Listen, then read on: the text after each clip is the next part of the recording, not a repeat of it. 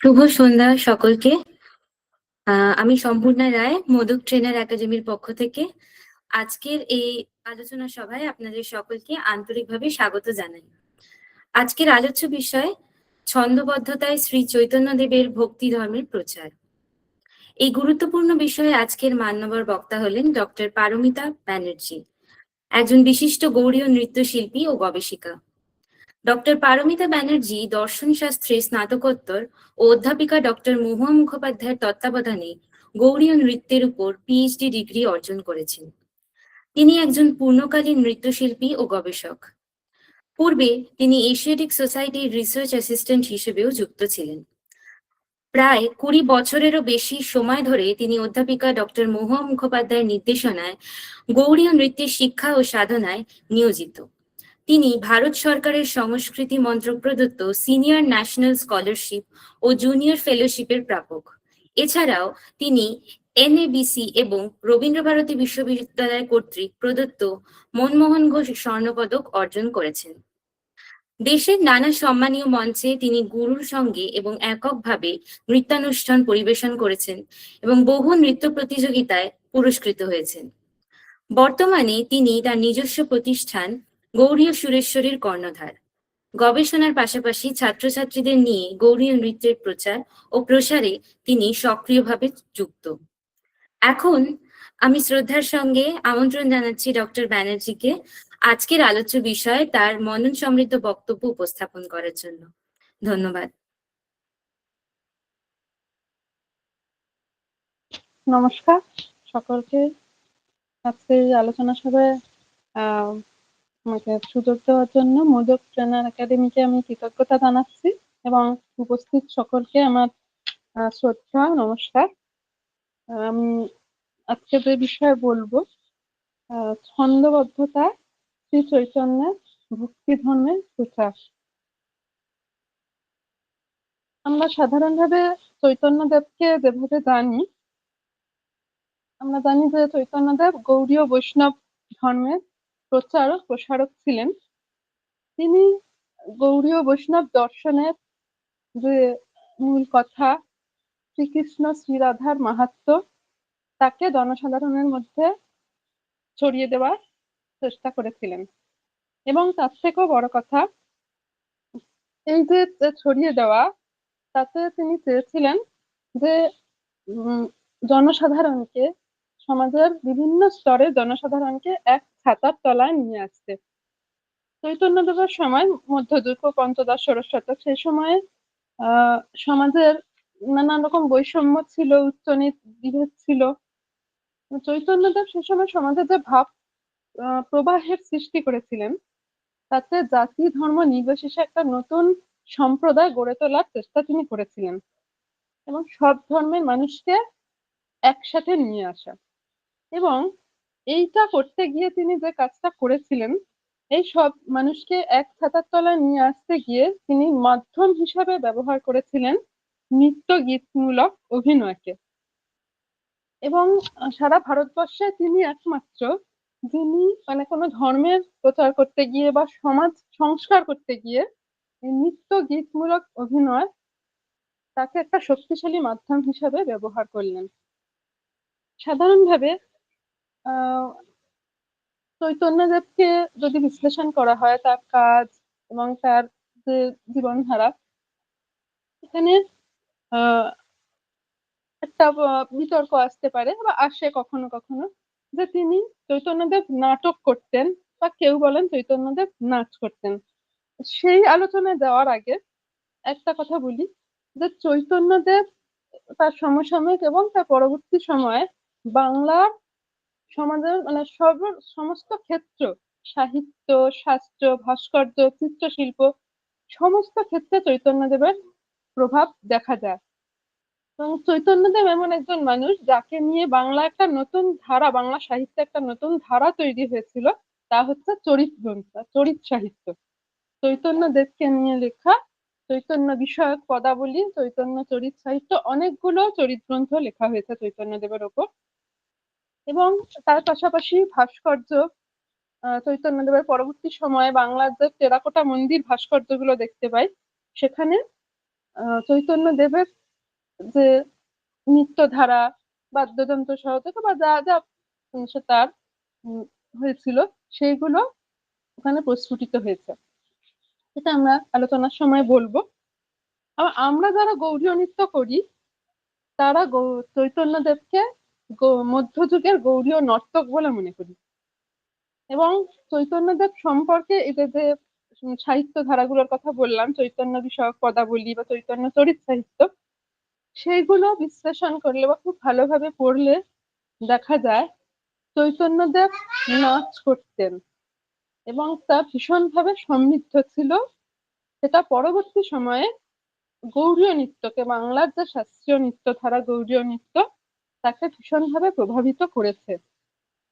চৈতন্যদেব নাট্যশাস্ত্র জানতেন কিনা বা নাট্যশাস্ত্র তিনি দেখেছিলেন কিনা সেই বিষয়ে এখনো কিছু পাইনি আমি, কিন্তু চৈতন্যদেবের নাচের যে ধারা সেটা যদি বিশ্লেষণ করি তাহলে দেখা যাবে নাট্যশাস্ত্রে শাস্ত্রীয় নৃত্যের যে গুণাবলীর কথা বলা হচ্ছে, অথবা কোনো নৃত্যকে শাস্ত্রীয় নৃত্য হতে গেলে যে তার যে গুণগুলো থাকা প্রয়োজন, চৈতন্যদেবের নাচের ক্ষেত্রেও সেগুলো ছিল, সেগুলো দেখতে পাওয়া যায়। এবং এই যে চৈতন্যের বিষয়ক পদাবলী বা চরিত সাহিত্য, তাতে চৈতন্যদেবের প্রচুর নাচের কথা এসেছে। আমি আপনাদের সামনে দেখাবার চেষ্টা করব।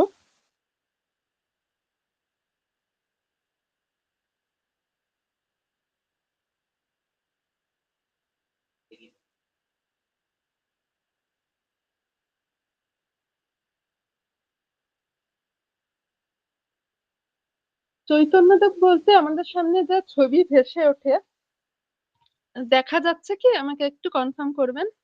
হ্যাঁ, ঠিক আছে। হ্যাঁ, চৈতন্যদেব এর নাম শুনলে আমাদের সামনে যে ছবি ভেসে ওঠে, তার দুই হাত ওপরে তোলা, উচ্ছ্রিত বাহু, সহযোগে নৃত্যরত মূর্তি এবং তার আশেপাশে তার অনুগামীরা, তার পরিষদরা সকলে মিলে একটা নৃত্য সংকীর্তনের ছবি। চৈতন্যদেবকে নানা জায়গায় নটবর, গৌর কিশোর, গৌর নটরাজ, নটেন্দ্র ইত্যাদি নামে অভিহিত করা হয়েছে। এখানে কয়েকটি পদের অংশ আমি তুলে দিয়েছি। প্রথমে ভক্তিচন্দ্রিকা শ্রী হরিদাস শাস্ত্রী, তিনি বলছেন জগদতুল মনজ্ঞ নাট্যলীলা বিভিজ্ঞ, অর্থাৎ তিনি নাট্যলীলায় অভিজ্ঞ।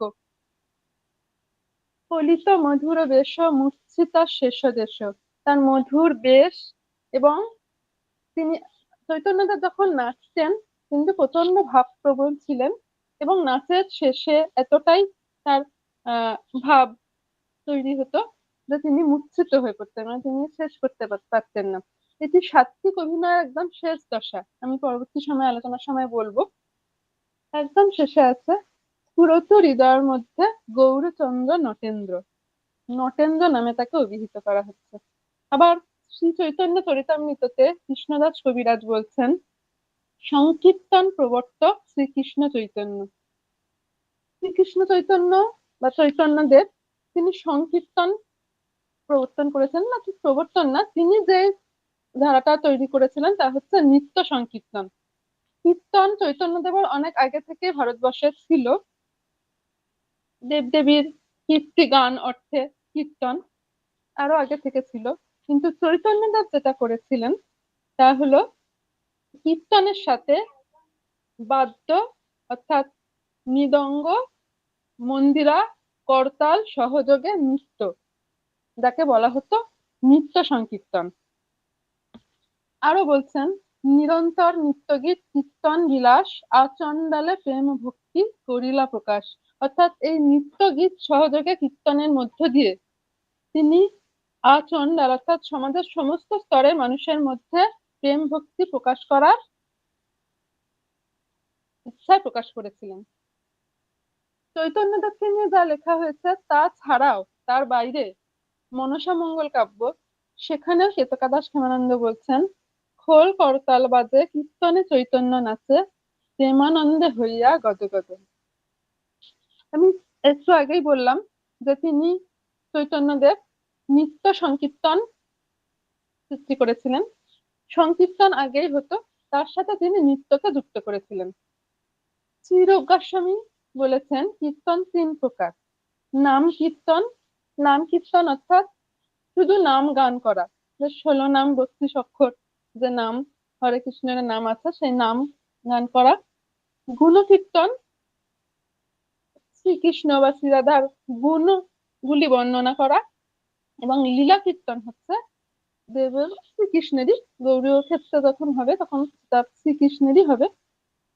বিভিন্ন লীলা, পুতনা বধ, বকাসুর বধ ইত্যাদি যে লীলাগুলো সেই লীলা বর্ণনা করা।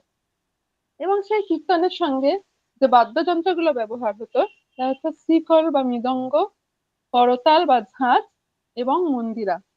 এবং এই 3টি বাদ্যই বর্তমানে গৌড়ীয় নৃত্যের মূল বাদ্যযন্ত্র। নিচে যে ছবিটি রয়েছে সেটি বাংলার একটি টেরাকোটা মন্দিরে খোল বাজছে এবং পাশে রয়েছে করতাল, ঝাঁঝ বা মন্দিরা এবং মাঝখানে চৈতন্যদেব নাচছেন।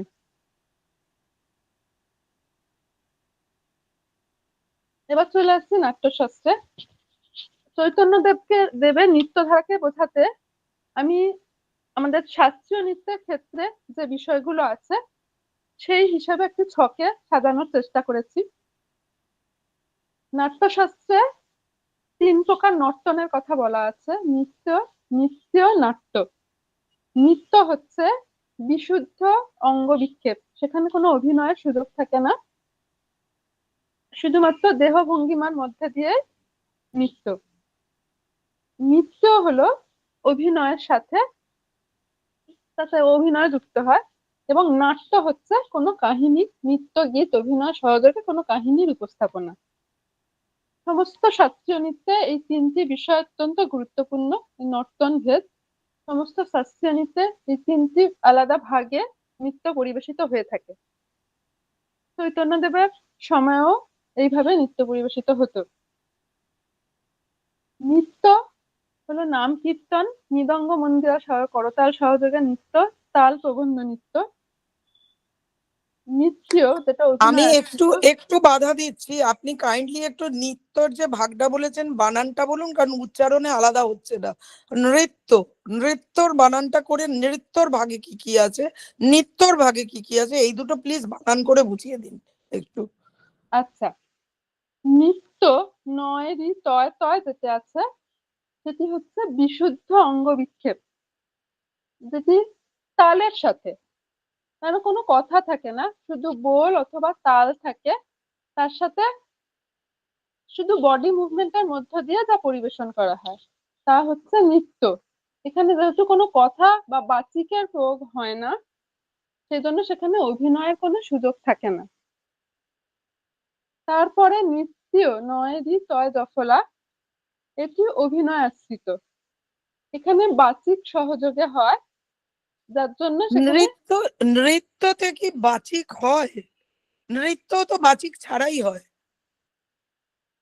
নৃত্য যেটা বলছেন নয় রি তয় জফলা, নৃত্য তো বাচিক তো হয় না, নৃত্য তো অভিনয় অংশ হয়, অবশ্যই অভিনয় অংশ হয়, কিন্তু বাচিক তো তাতে থাকে না। বাচিক না থাকলে অভিনয়টা কিসের সাথে হবে? অভিনয় তো পুরো ধরুন আমি এক্সপ্রেশন দিয়ে, যে কোনো নৃত্যতেই, যে কোনো মানে ভারতের নাট্যশাস্ত্র অনুযায়ী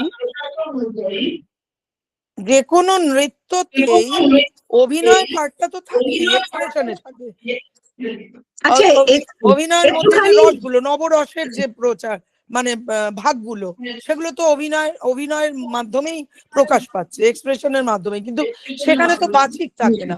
বাচিক হলে তো আঙ্গিকের সঙ্গে আহার্যিক থাকবে, বাচিক থাকবে, আলাদা করে থাকবে, কিন্তু আচ্ছা নৃত্য। এক্সকিউজ মি, হ্যাঁ একটুখানি আমি ইন্টারাপ্ট করছি। হ্যাঁ কারুর যদি কিছু বলার থাকে হ্যাঁ তাহলে কাইন্ডলি একটু লেকচারের পরে বলুন, হ্যাঁ, না হলে সরি, মানে আসলে বুঝতে পারছি না, break বানানটাই বুঝতে পারছিলাম না বলেই আমি ইন্টারাপ্ট করেছি, সরি। তা আমি পয়েন্ট গুলো লিখে রাখছি তাহলে। ঠিক হ্যাঁ আছে, আপনি লিখে রাখুন, আপনি পরে জিজ্ঞেস করবেন। হ্যাঁ ঠিক আছে, সরি সরি সরি। ঠিক আছে, আচ্ছা থ্যাংক ইউ ম্যাডাম, আপনি কন্টিনিউ করুন। ঠিক আছে। তা এই 3টে ভাগ নৃত্য একটি যেখানে অভিনয় থাকে না, নৃত্য নয়রি তয় দফলা যেখানে অভিনয় প্রয়োগ হয়, সেগুলো হলো কৃষ্ণ নর্তন, রাধা নর্তন বা কোনো চরিত্রের অভিনয় হচ্ছে বা যা কিছু, যে কোনো কিছুর ওপর অভিনয়, তো অভিনয় প্রযুক্ত হচ্ছে, তাই হলো নৃত্য। আর সব থেকে শেষেরটি হলো নাট্য, অর্থাৎ কোনো কাহিনীর উপস্থাপনা। যেমন চৈতন্যদেবের সময় যেটা হতো কৃষ্ণ যাত্রা, রুক্মিণী হরণ পালা, সীতা বনবাস পালা ইত্যাদি, এবং আরো কিছু হতো।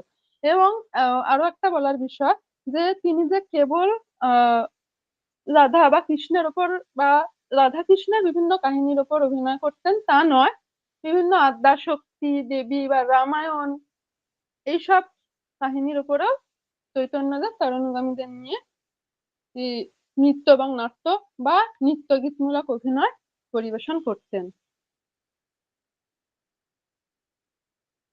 নাট্যশাস্ত্রে নৃত্যের বৃত্তি বলে একটি বিষয় আছে। বৃত্তি হচ্ছে নাচের স্টাইল। ভারতী, কৈশিকী, সাত্যকী, আরভটী। গৌড়ীয় নৃত্যে ভারতী এবং কৈশিকী, গৌড়ীয় নৃত্য পরে বলা যায়, তার আগে ওড্রমাগধী ধারা, অর্থাৎ পূর্ব ভারতে যে নৃত্য ধারার কথা ভরতমুনি নাট্যশাস্ত্রে বলেছেন, সেই পূর্ব ভারতের নৃত্য ধারাগুলোতে ভারতী এবং কৈশিকী বৃত্তি প্রযুক্ত হয়ে থাকে। ভারতী অর্থাৎ কথোপকথন সহযোগে উচ্চণ্ড বা তাণ্ডবাঙ্গের নৃত্য, অর্থাৎ বোল্ড ডান্স। তাহলে আমি শিব বা এই ধরনের কোনো বোল্ড নাচ দেখাই, তখন এই ভারতী বৃত্তি প্রযুক্ত হয়। খুব বিভিন্ন গুরু বোলের সাথে, বিভিন্ন লাফ ঝাঁপ ইত্যাদির সাথে যে নাচ, সেটি ভারতী বৃত্তির নাচ। আর কৈশিকী হচ্ছে লাবণ্য মণ্ডিত মধুর বা লাস্যাঙ্গ নৃত্য। এটি হচ্ছে খুব সফট নাচ, মধুর, পার্বতী বা কোনো দেবী সরস্বতী বা যেই হোক কোনো যে কোনো সফট নাচের ক্ষেত্রে এই কৈশিকী বৃত্তি প্রযুক্ত হয়ে থাকে। চৈতন্য দেবের সম্পর্কে যে পদ পাওয়া গেছে তাতে দেখা গেছে তিনি এই দুই ধরনের বৃত্তিতে দক্ষ ছিলেন।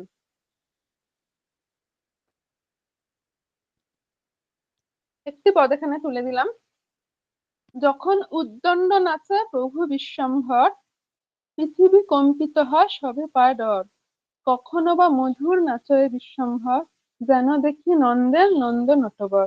অর্থাৎ উদ্দণ্ড নাচে বলছে পৃথিবী কম্পিত হয়, তার মানে তিনি বোল্ড নাচ করছেন, লাভ ঝাপ সহকারে নাচ।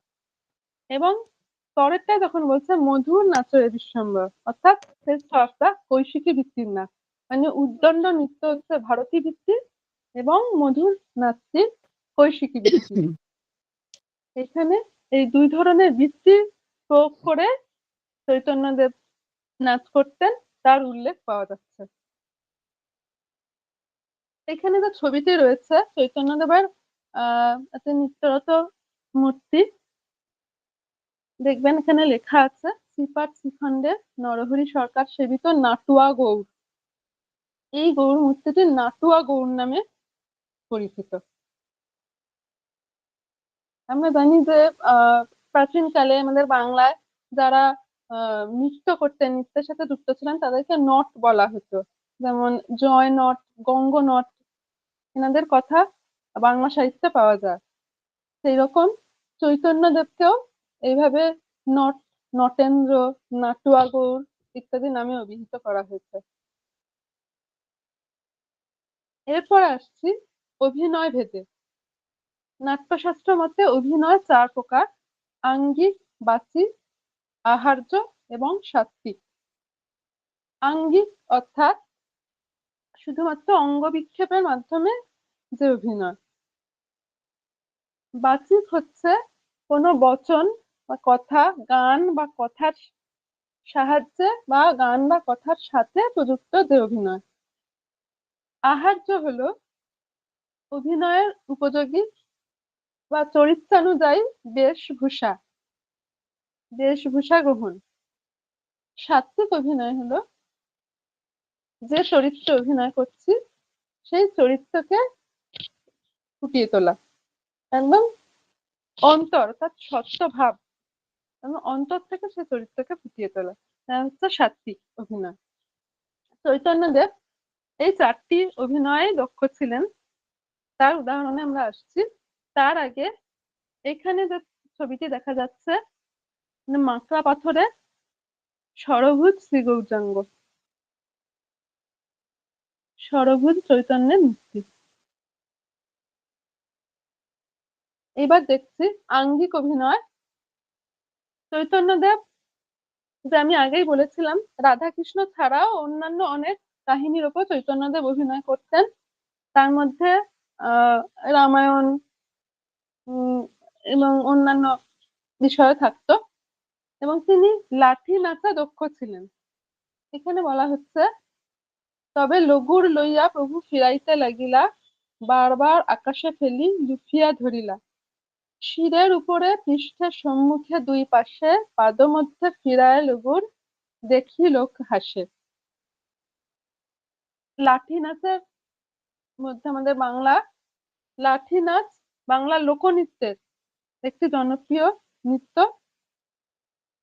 সেই লাঠি নাচে শ্রী চৈতন্যদেব দক্ষ ছিলেন, এই পদে আমরা সেটা দেখতে পাচ্ছি।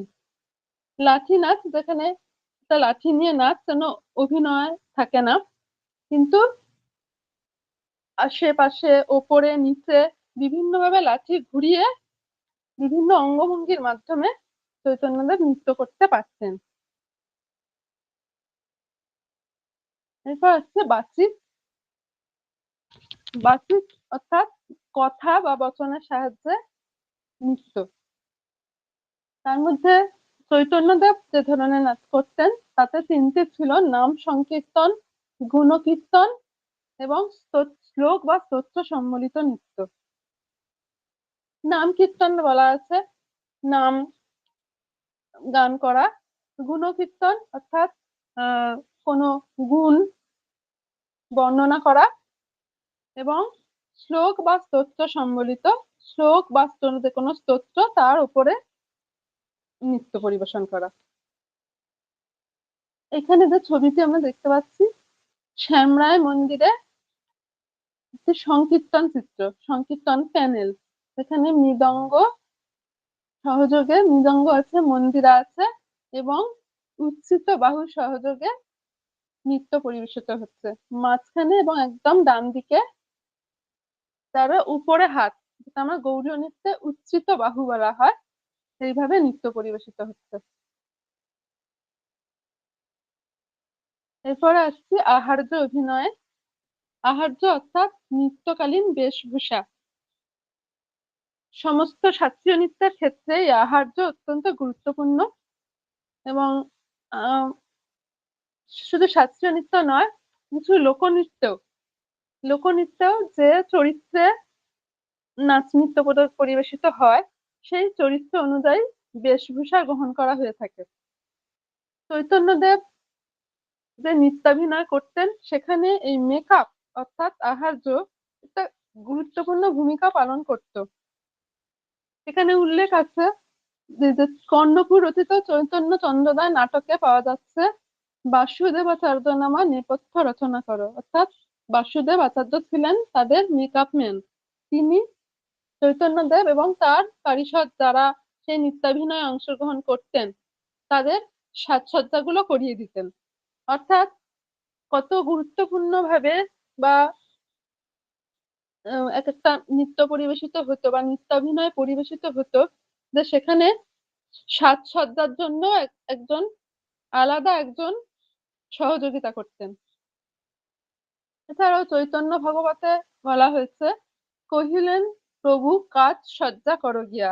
কাজ সজ্জাটা হচ্ছে সাজসজ্জা বলা হয়। কাজ সজ্জা করো গিয়া, শঙ্খ কাচুলি পাট শাড়ি অলংকার, যজ্ঞ যজ্ঞ করি সহ্য করো সভাকার। অর্থাৎ যজ্ঞ মানে যে চরিত্রে যে অভিনয় করবেন সেই চরিত্রের অনুযায়ী উপযুক্ত সাজসজ্জা গ্রহণ করতে বলা হচ্ছে। এবং চৈতন্যদেব বিভিন্ন চরিত্রে অভিনয় করতেন, রাধা কৃষ্ণ, রাখাল, এছাড়াও বিভিন্ন আদ্যাশক্তি, রুক্মিণী সমস্ত চরিত্রে অভিনয় করতেন। এমনকি রামায়ণের কাহিনী বর্ণনার সময় তিনি হনুমানের চরিত্রেও অভিনয় করেছেন। এবং নারী বেশে চৈতন্যদেবকে এত সুন্দর দেখাতো যে তার মা এবং স্ত্রী তারাও তাকে চিনতে পারতেন না। এখানে যে ছবিটা দেখা যাচ্ছে সেটা হচ্ছে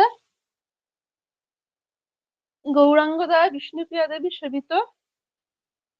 এই মূর্তিটি কিন্তু শ্রী গৌরাঙ্গেরই এবং একে বিভিন্ন মানে একটি নির্দিষ্ট সময়ে স্ত্রী বেশ অর্থাৎ বিষ্ণুপ্রিয়া বেশে তাকে পুজো করা হয়।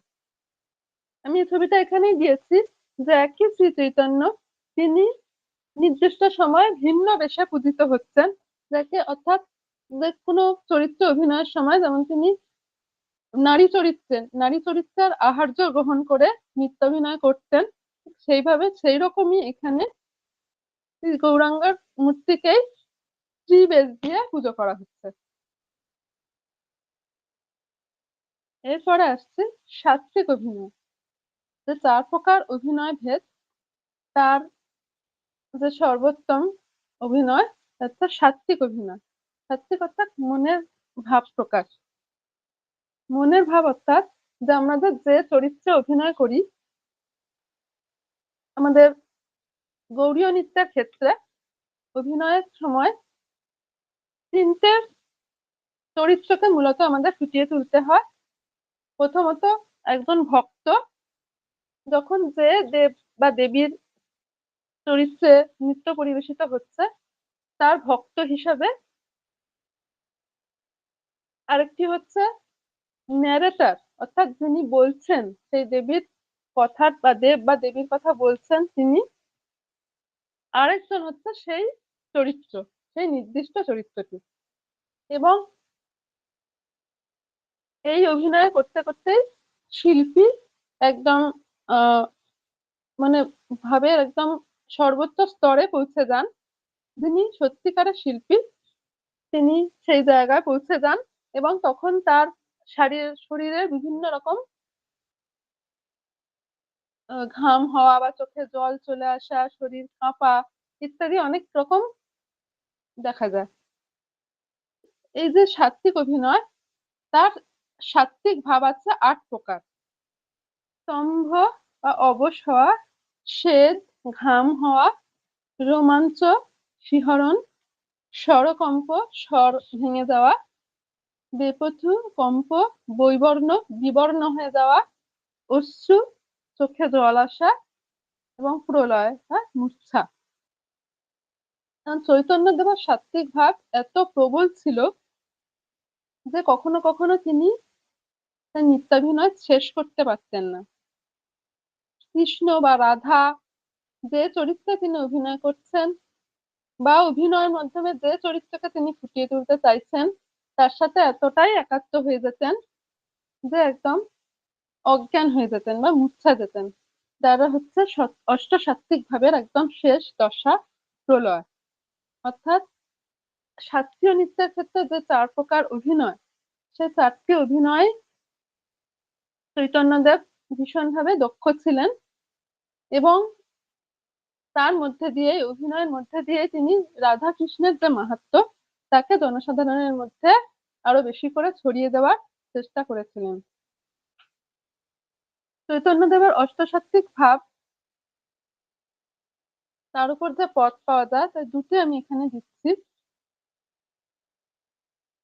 চৈতন্য চরিতামৃতে বলা হয়েছে, কীর্তন করিতে প্রভুর হয় ভাবোদয়, স্তম্ভ কম্প পুলকশ্রু, গদ গদ প্রলয়। চৈতন্য ভাগবতে বলা হচ্ছে, কম্প স্বেদ পুলকাশ্রু, আনন্দ মূর্ছিত, ঈশ্বরের বিকার কহিতে জানি কত। এই যে প্রথম থেকে শেষ পর্যন্ত শাস্ত্রীয় নৃত্যের বিভিন্ন ভাগগুলোর মধ্য দিয়ে চৈতন্যদেবের যে নৃত্যের ধারা তাকে দেখানোর আমি চেষ্টা করলাম। পরবর্তী সময়ে চৈতন্যদেবের এই নৃত্যধারার প্রভাব গৌড়ীয় নৃত্যে ব্যাপকভাবে পড়েছে।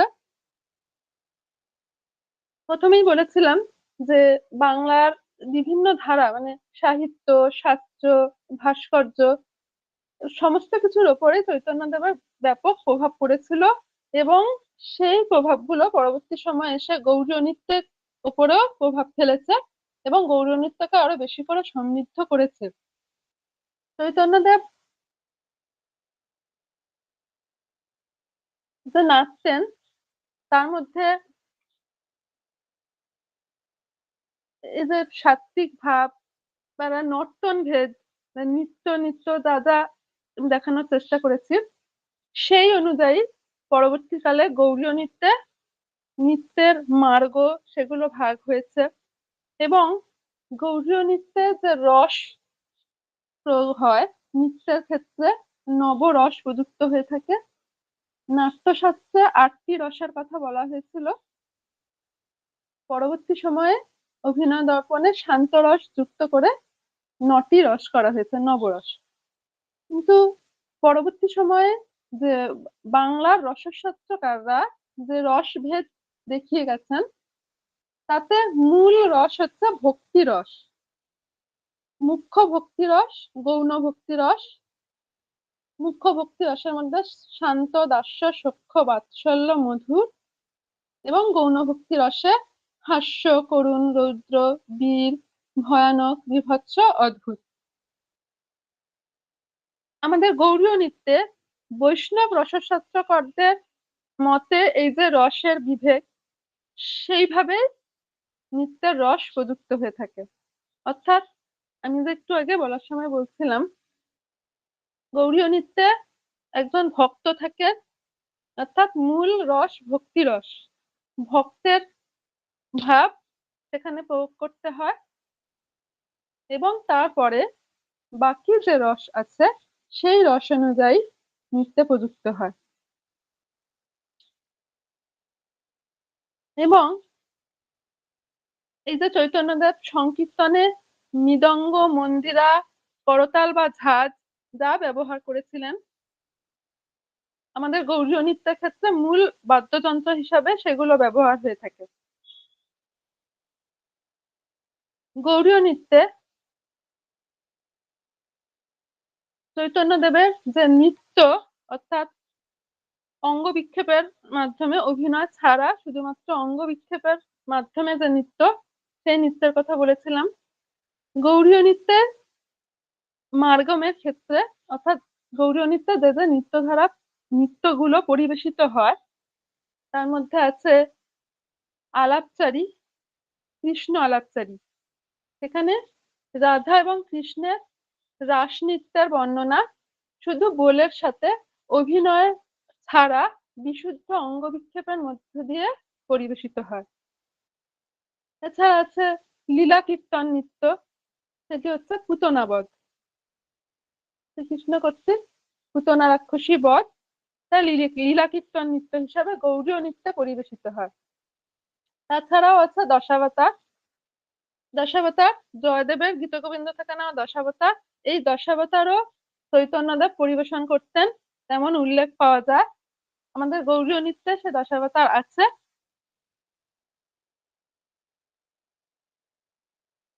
তার পাশাপাশি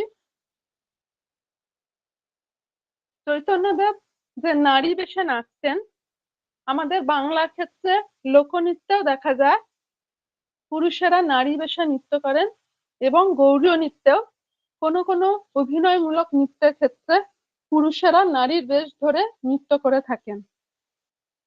এইভাবে চৈতন্যদেব মধ্যযুগে বাংলার যে নৃত্যধারা গৌড়ীয় নৃত্য বহু প্রাচীনকাল থেকে বাংলায় রয়েছে এবং বাবা বিভিন্ন সময়ে বিভিন্ন ঘাত প্রতিঘাতের জন্য সেই নৃত্যধারাটির যে নিজস্ব বয়ে চলা তা বাধাপ্রাপ্ত হয়েছে, কিন্তু তারপরেও নানা সময় নানা জনের সেই নৃত্যধারা বা সংস্কৃতি চর্চাকে আবার পুনরুদ্ধার করে এনে তাকে প্রতিষ্ঠিত করেছেন।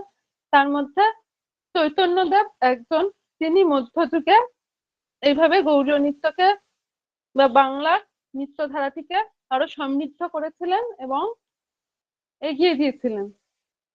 তারপরে পরবর্তী সময় আবার ব্রিটিশ শাসনের সময় বা আবার বাবু কালচার তৈরি হওয়া ফলে বাংলার এবার এই নিজস্ব নৃত্যধারাটা আবার বাধাপ্রাপ্ত হয়েছিল। পরবর্তী সময় আমাদের গুরু মহা মুখোপাধ্যায় তার একটি বিরাট গবেষণার মাধ্যমে গৌড়ীয় নৃত্য আবার জনসমক্ষে আসে এবং বাংলা শাস্ত্রীয় নৃত্য গৌড়ীয় নৃত্য নামে সেটা পুনঃপ্রতিষ্ঠিত হয়। তো আমরা যারা গৌড়ীয় নৃত্য করি আমরা চৈতন্যদেবকে মধ্যযুগের গৌড়ীয় নর্তক মনে করি এবং মনে করি যে চৈতন্যদেব মধ্যযুগে সে নৃত্যধারাটিকে সমৃদ্ধ করেছিলেন এবং সে তার পরবর্তী সময়ে বাংলাদেশ সাহিত্য শাস্ত্র সবকিছুর উপর চৈতন্যদেবের প্রভাব পড়েছিল বলে সেটি পুরোপুরি হারিয়ে না গিয়ে ছিল, যেটি পরবর্তী সময়ে আমাদের গৌড়ীয় নৃত্যকে আরো বেশি সমৃদ্ধ করতে সাহায্য করেছে, আরো বেশি এগিয়ে নিয়ে যেতে সাহায্য করেছে।